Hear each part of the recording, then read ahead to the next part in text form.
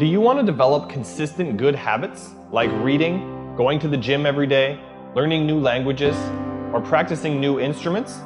Or do you want to kick bad habits like eating unhealthy food, biting your nails, watching too much TV? 3 years from now, you can have what you need. You got to be careful about it. You can't have everything. You can have what would be good for you, but you have to figure out what it is, and then you have to aim at it. We know that sometimes you can be uncomfortable, but you can be uncomfortable and hopeful rather than uncomfortable and fearful.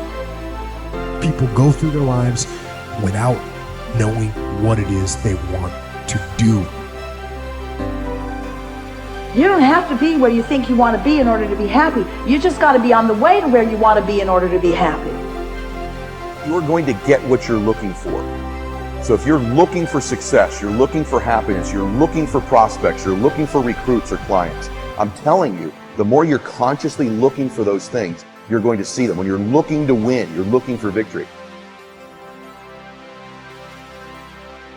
Sit on your bed one day and ask yourself, what remarkably stupid things am I doing on a regular basis to absolutely screw up my life? And if you actually ask that question, but you have to want to know the answer, right? Because that's actually what asking the question means. It doesn't mean just mouthing the words. It means you have to decide that you want to know. So be very careful what you set your mind towards, what your outcomes are, because you're going to find them. Your mind's powerful. You're powerful. You're more powerful than you think you are. And if you could just get clear on what you're looking for, get super specific with great clarity, great specificity about what it is you want, it's sitting there for you to find if you look for it. The time is now. The time is now to express and for people to believe in themselves. The time is now for it to be okay to be great. Right there and then, you have an opportunity to steer your thoughts and your emotions in the direction that you want them to go, not in the direction that they're telling you to go. In other words, you can literally choose to seize the day, or you can let the day seize you. If you're fearful all the time, your point of attraction is very far from what you really want. If you're ornery all the time, or a lot of the time, your point of attraction is different from what you want. Your emotions are your indicator of what you're doing vibrationally. Have you been listening to us long enough to sort of understand what we mean by that? Don't worry about what needs to be done. Think about who you have to be in order to get it done. Did you ever have a dream that was so big that you thought it was almost impossible to achieve? I've had those dreams.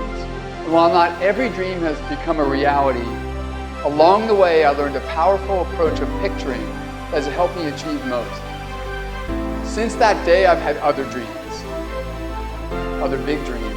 And in each case, I would picture where I wanted to be, and I would visualize what I would be doing and who I would be doing with when I got there. As the saying goes, you can't make a basket if you never take the shot. I knew I would miss the shot sometimes, and the failure would dampen my spirit, but I would be better off for my efforts and I would be okay. People are addicted to all kinds of things, substances, but one of the greatest addictions, or rather the greatest addiction, you never read about it in the papers, because the people who are addicted to it don't know it. It's the addiction to thinking. It's actually addictive.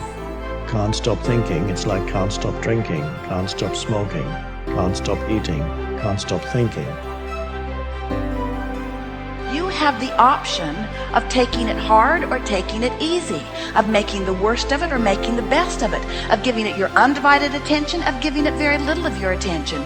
You have more control over your focus than most of you have been exercising.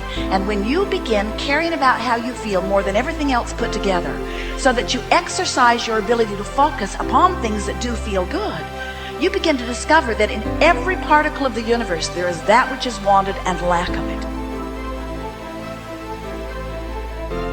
My visualization has helped me achieve most of my goals. And what I learned along the way is it didn't take twice as much effort. It only took an extra 10%.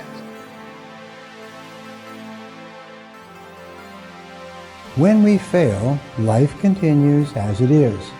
We can stay in our comfort zone. Success, on the other hand, challenges us. It pushes us and it exposes us to rejection. How are we going to manage this new success? If you're not happy, you're not successful. If you're not enjoying yourself during the process of whatever it is you're trying to achieve, there's a problem. To me, the biggest disease on this planet is unhappiness. And the reason why people are unhappy is because we have a tendency to keep focusing, as I said, on what we don't have and what's not working in our lives, instead of allowing ourselves to shift our focus and our way of thinking. People always want to be like, follow your dreams, follow your dreams, follow your dreams. My dream was always to be a rap artist, right? But I had to get a job. So I had to focus on my job. And then I made money to follow my dream. One of the main reasons that people don't get what they want is because they don't actually figure out what it is. And the probability that you're going to get what would be good for you, let's say, which would even be better than what you want, right? Because you might be wrong about what you want, easily. But maybe you could get what would really be good for you. You have the freedom to think anything you want. You were born extremely confident. You came into this world knowing how wonderful you are. So choose new thoughts to think about yourself, and choose new words to tell yourself how magnificent you are, and that you deserve all the good that life has to offer. First thing in the morning and last thing in the evening, I want you to look into your eyes and say, I love you. I really love you. Your first goal, this is what I'm suggesting, your first goal when you open up your eyes should be to focus on the things that ignite your spirit and bring you joy. I want you to focus on the things that you appreciate in your life, the things that you're grateful for. I don't care who it is or what it is. Maybe it's the person lying next to you. Maybe you're thinking of your children. Maybe you're thinking of the dog or the cat lying by the side of the bed, a particular goal that you achieved. Maybe there's an event coming up on the weekend. Maybe you're meeting with your friends for lunch. You see, folks, it doesn't matter who it is or what it is. There's always something to be grateful for, to appreciate. And what I'm asking you to do in those few moments before you crank and get into your day is to focus on these things. And why am I asking you to do this? Because an attitude of gratitude simply makes you feel good. And feeling good is the fuel that drives motivation. We've all made wrong choices and done things that we knew were not the best. It's one thing when other people do us wrong. We had a bad break. It wasn't our fault. We can have faith that God will restore. He'll pay us back.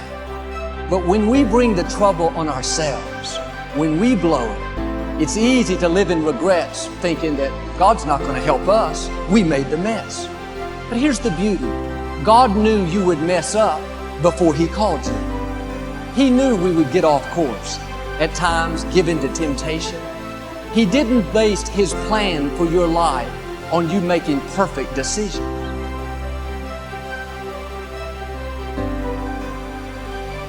Through success, I represent the possibility of what you can achieve and what you can do with your life and your career. Other people's success represents the possibility of what you can do.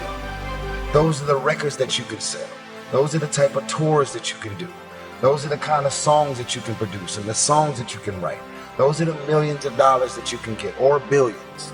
Those are the type of architectural drawings and buildings that you can build. Those are the type of books that you can sell. Everybody else's success represents the possibility of what you can do.